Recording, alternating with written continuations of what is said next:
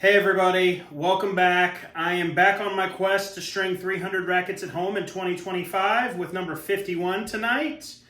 It is a Yonex Ezone 98 with Tecnifibre NRG 16 at 50 pounds for this client. Pretty regular client, also my tire guy. So the only thing really different about this racket is when I needed new tires on my wife's vehicle and my truck last year, man, it's probably been a year and a half, got me a super great deal on some tires, so I string his rackets for cost of string, you know, kind of a business trade-off there, but, you know, that's the only way I can kind of get it back to even with him, even though he's just a nice dude, and I'm sure he does it for all of his friends, kind of regardless of whether they can trade him work or not. A update for tonight. I did go over to Lowe's today because the Cobalt pliers that, if you've been watching my videos, you may remember I talked about breaking at Indian Wells. My Cobalt pliers, technically Lowe's warranties all of the Cobalt hand tools. So I went over and exchanged the previous 6-piece set with the broken bent nose for a new set. So I'm going to give these a run tonight. The grip is a little different than the older grips. It's a little more tacky, but it also doesn't feel as large. So we'll see how it goes. I'm just kind of hoping it feels right in my hand. Another tool that comes in the kit are these like flat, like parallel pliers. I might give these a try for tying my knots. They seem like they're a little thicker and may serve the purpose just as well, even if they don't serve the purpose of kind of feeding the string through like the tip on the bent nose. But if you are looking for some tools for racket repair, customizing, stringing, that sort of thing, I do absolutely suggest this 6-piece set from Lowe's. I'll put a link to it in the description down below so that you can find it if you want to give it a run.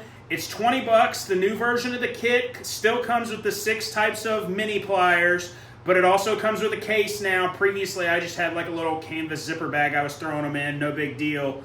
But you've got a regular pair of super long needle nose, a pair of mini pliers that's got a cutting edge on them, a regular pair of actual cutting pliers like snips that you could use as your primary racket snips if you've wanted. I've tried. I still prefer the Xuron. I'm thinking about trying some 3-peak snips, but that'll be later on down the road. I've heard that they're basically a Yonex dupe. And then they come with a flush cutter. I absolutely recommend the flush cutter if you do a lot of grommet replacement.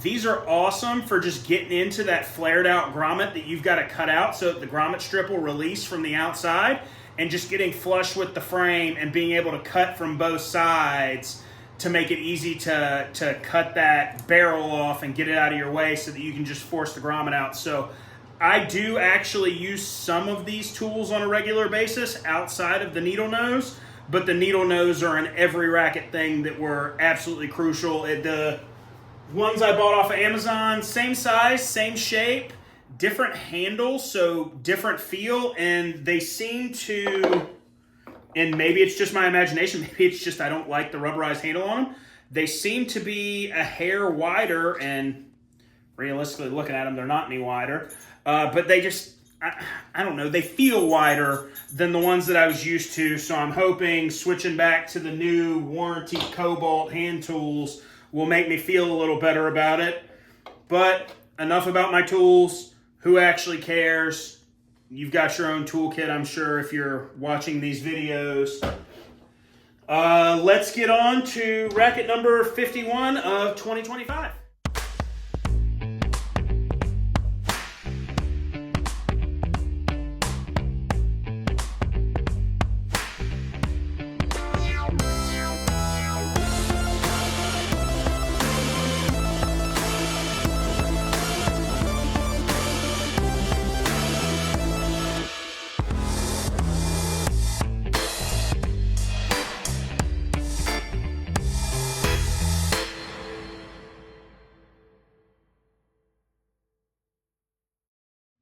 right, racket number 51 on the year complete.